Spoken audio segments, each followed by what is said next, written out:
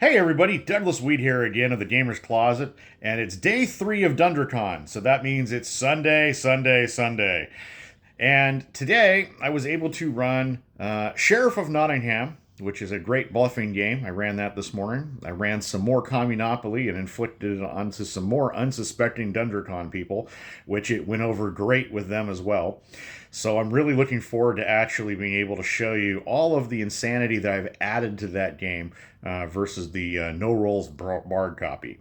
So on top of that, I was able to secure more board games. Yes, one of the gentlemen, his name's Eric, is a subscriber of the channel. Again, thank you, Eric. I appreciate all the support you're giving me.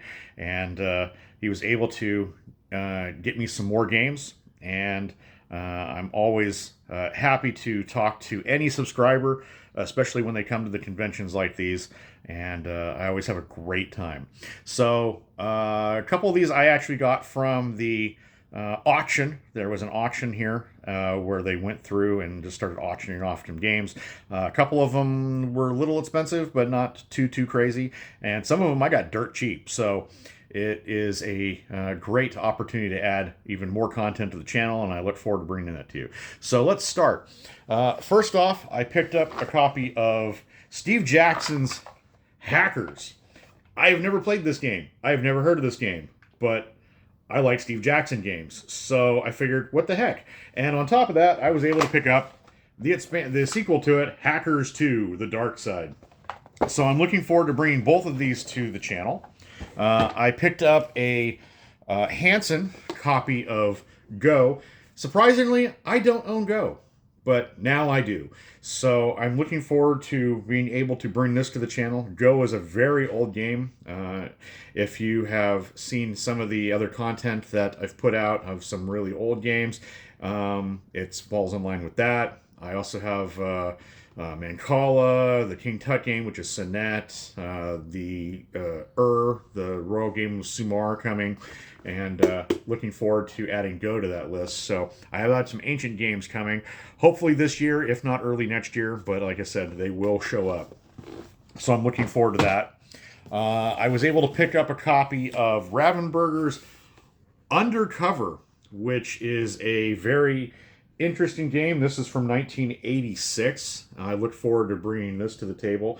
This is a game I've wanted to pick up for a long time, and I was finally able to secure a copy, again, thanks to the auction.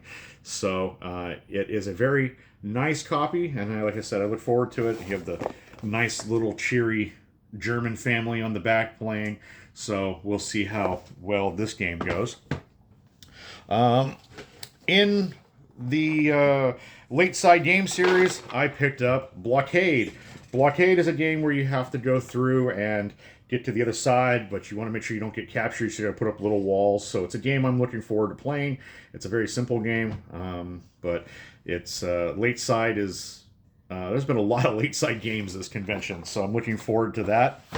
I was able to pick up out of the auction a copy of El Grande. Now, El Grande actually comes with the El Grande expansion. So it was the game and expansion all in one. Again, I picked this up from the auction. I'm looking forward to playing this. It's got some very neat little pieces. And like I said, it's a fantastic game I've wanted to pick up for a while.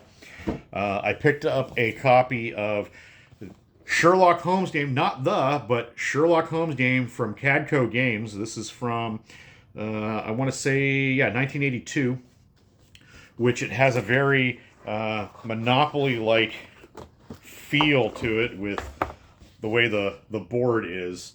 But you get to go through and conduct your own Sherlock Holmes investigation. So I'm looking forward to that. I did pick up a kid's game that I look forward to bringing to the channel because it's bizarre. But if you remember Recall, where you have to recall different where pictures are and things like that, I found a copy of the Lord of the Rings Recall game, which is a Milton Bradley game for kids. I look forward to bringing this to the channel and being able to dig deeper into this one, because Lord of the Ring games are really weird sometimes.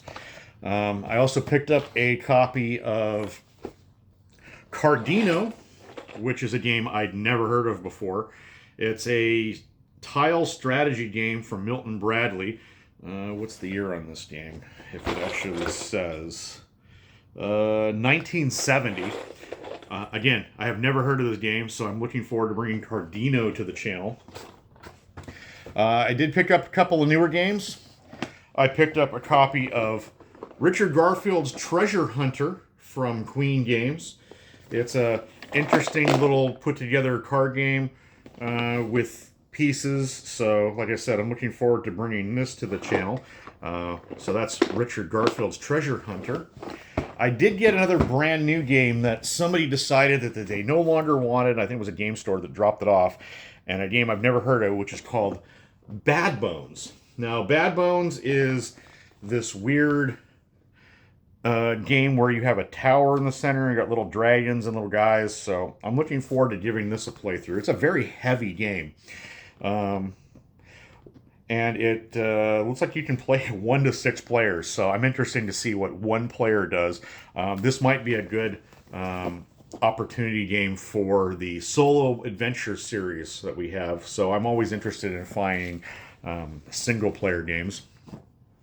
The game that actually cost me the most out of the charity auction, or out of the auction, was a Fantasy Flight game, which has a ton of pieces to it, which is War of the Ring, which I was able to pick this up for not a crazy price, but a little more than I wanted to. But it's a very heavy-duty war game. It puts Risk to shame, and it's, like I said, it's a good 10-15 pounds. It's got, I'll show you some of it's got some heavy-duty boards. It's got the little books for it, but if you can see, it has a ton of pieces to it. So I'm looking forward to sitting down and playing War of the Ring. This is a game that I've wanted to pick up for a long time. But like I said, it's a very heavy, beefy board game. And Fantasy Flight games, once they go out of print, they skyrocket in price crazily. So I'm really glad I was able to scoop it up. And finally, I picked up a game which I thought was really bizarre. It's an ideal game that I'd never heard of, which is called Checkpoint Danger, which, again, this came from Eric, our wonderful subscriber, and I think it's a very odd game. It's kind of like Battleship, but weird, where you have to deal with little spies. So I'm looking forward to covering Ideal's Checkpoint Danger and adding it to the channel. So I've picked up some bizarre games this convention so far. I'm looking forward to seeing what the rest brings.